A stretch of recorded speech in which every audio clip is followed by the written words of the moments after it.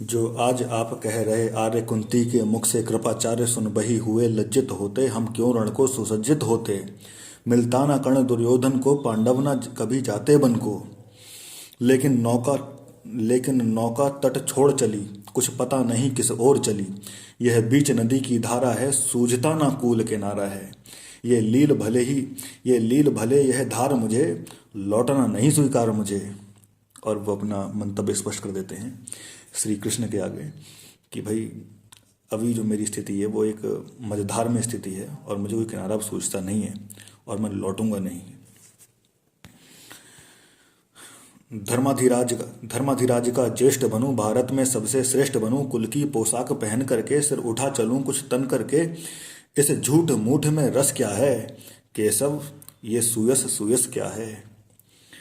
सिर पर कुलीनता का टीका, भीतर जीवन का रस फीका। अपनाना नाम जो ले सकते, परिचय ना तेज से दे सकते। ऐसे भी कुछ नर होते हैं, कुल को खाते और कुल को खाते और खोते हैं। विक्रमी पुरुष लेकिन सिर पर चलता ना छत्र, पुरखों का धर अपना बल तेज जगाता है। सम्मान जगत से पाता है, सब देख उसे ललचाते हैं, कर विविध यत्न अपनाते हैं। कुल गोत्र नहीं साधन मेरा, दोस्तों यहां से सुनिए मजा आ जाएगा। कुल गोत्र नहीं साधन मेरा, पुरुषार्थ बस एक धन मेरा। कुल ने तो मुझको फेंक दिया, मैंने हिम्मत से काम लिया। अब वंश चकित भरमाया है, खुद मुझे ढूंढने आया है। लेकिन मैं लौट चलूंगा क्या, अपने अपने प्रण से बिछड़ूंगा क्या। रण में कुरुपति का विजय वरण, हाँ या पार्थ हाय कर्ण का मरण। हे कृष्ण यही मति मेरी है, तीसरी नहीं गति मेरी है। एक बार फिर से, लेकिन मैं लौट चलूंगा क्या, अपने प्रण से बिछड़ूंगा क्या। रण में कुरुपति का विजय वरण, या पार्थ हार्थ कर्ण का मरण। हे कृष्ण यही मति मेरी है, तीसरी नहीं गति मेरी है। मैत्री की बड़ी सुखद छाया, शीतल हो जाती है काया। धिक्कार योग्य होगा वह नर, जो पाकर भी ऐसा तुरवर हो अलग खड़ा कटवाता है, खुद आप नहीं कट जाता है।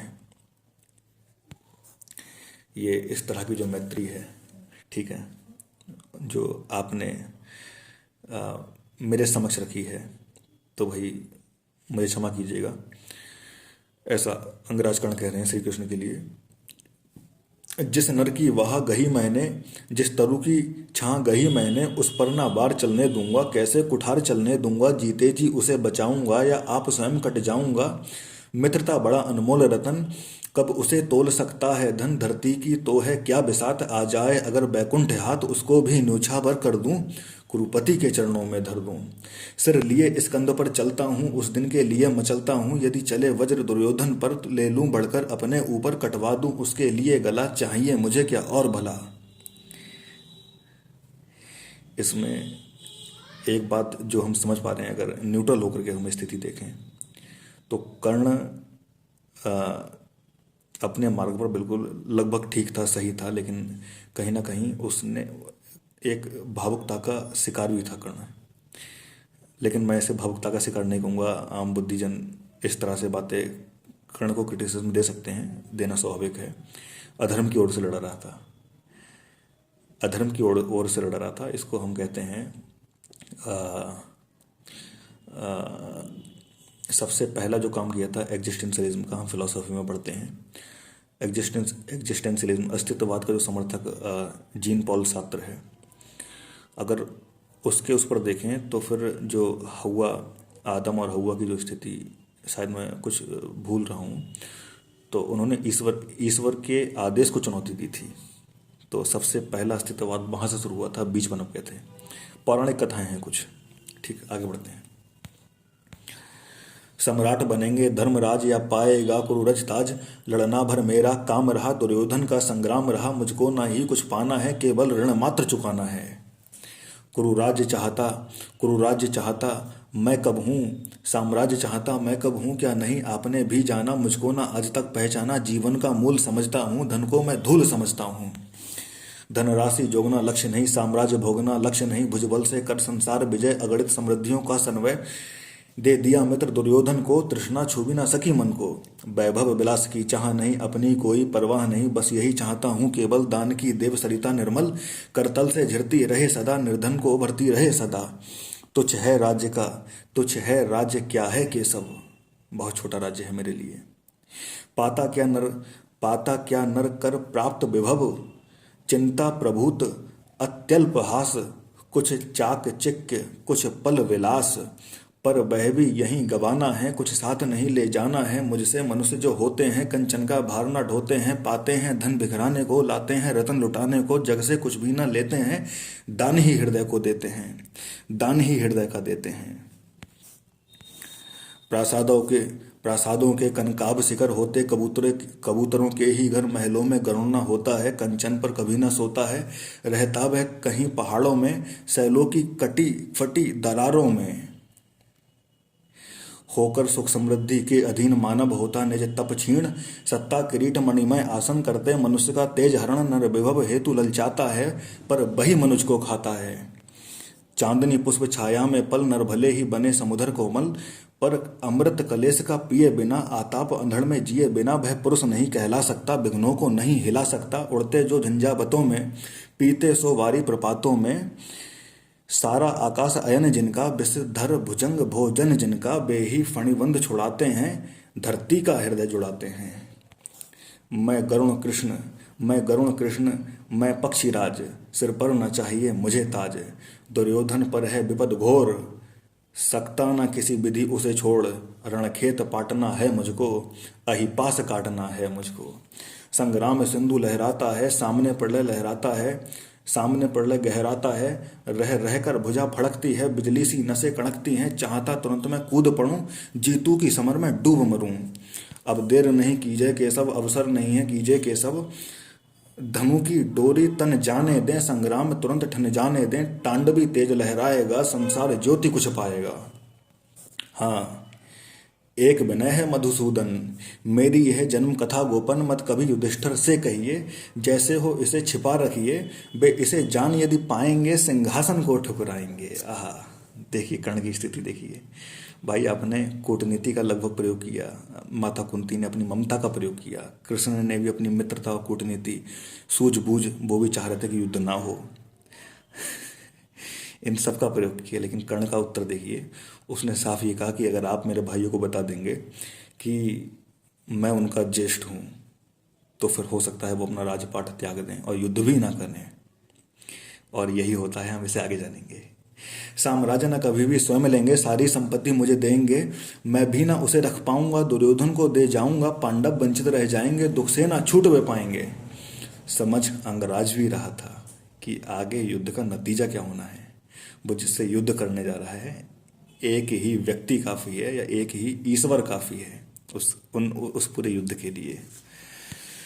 अच्छा, अब चला प्रमाण आर्य, अच्छा अब चला, मुझे लग रहा है प्रणाम होगा। प्रणाम आर्य, हो सिद्ध समर के शीघ्र कार्य, रण में ही अब दर्शन होंगे, सार से चरण स्पर्शन होंगे।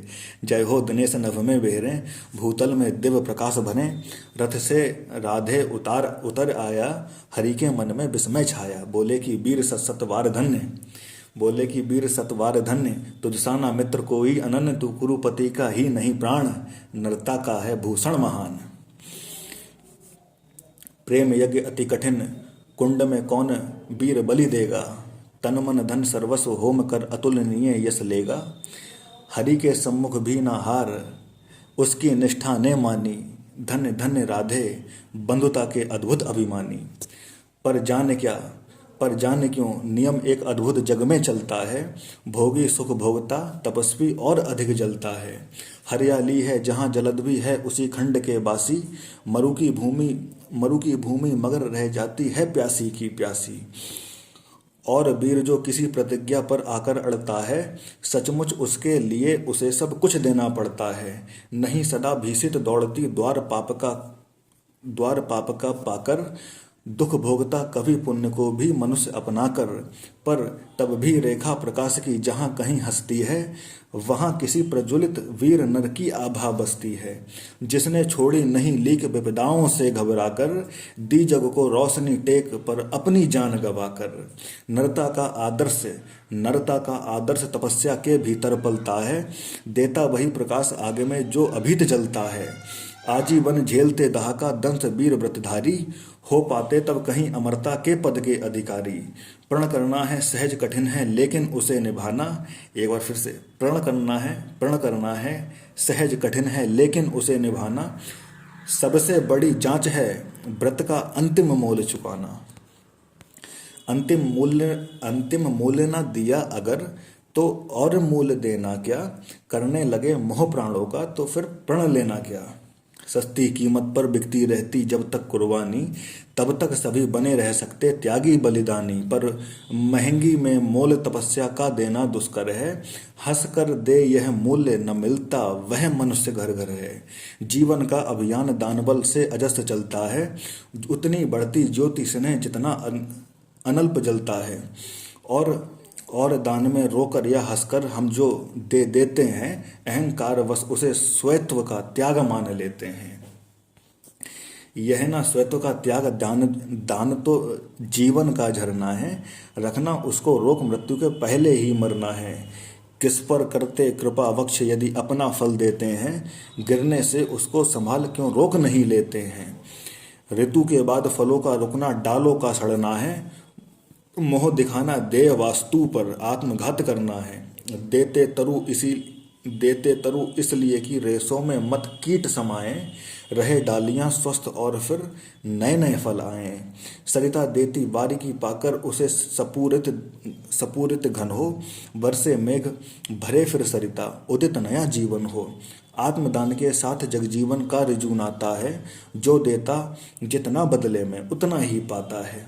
दिखलाना कार्पण्य आप अपने धोखा खाना है, रखना दान अपूर्ण व्यक्ति निज का ही तो रह जाना है।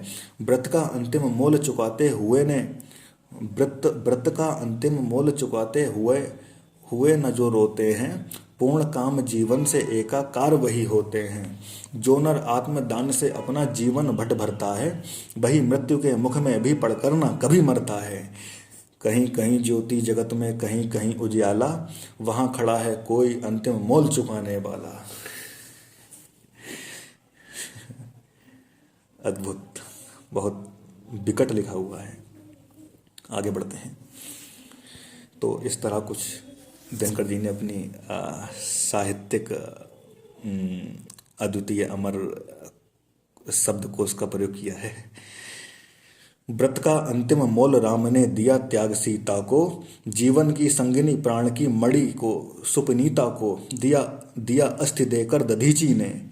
शिवी ने अंग कतर कर, हरिश्चंद्र ने कफन मांगते हुए सत्य पर अड़कर, ईसा ने संसार हेतु सूली पर प्राण गवाकर। थोड़ा सा रोक दे रहा हूँ खुद को, अभी कल परसों ही 25 दिसंबर मनाई गई है। ईसा ने संसार हेतु सूली पर प्राण गवाकर, अंतिम मूल्य दिया गांधी ने 3 गोलियां खाकर। सुन अंतिम ललकार मोल मांगते हुए जीवन की, सरमद ने हंसकर उतारती त्वचा समूचे तन की। हंसकर लिया मरण ऊंठों पर जीवन का व्रत पाला, अमर हुआ सुकरात जगत में पीकर विष का प्याला। मारकर भी मंसूर नियति की सह पाया न ठिठोली, उत्तर में 100 बार चीख कर बोटी बोटी बोली। दान जगत का प्रकृत धर्म है, मनुज व्यर्थ डरता है, एक रोज तो हमें स्वयं सब कुछ देना पड़ता है। बचते वही समय पर जो सर्वस्व दान करते हैं, ऋतु का ज्ञान नहीं जिनको वे देकर भी मरते हैं। आहट पाकर जब ध्यान कर्ण ने खोला, कुंती को सम्मुख देख कर बितन हो बोला। लेकिन अब हम इसको आगे अपनी बात कहेंगे। ये कर्ण और कुंती संवाद है, इसमें हम बात करेंगे, ठीक है। तो हम इसको रोक दे रहे हैं।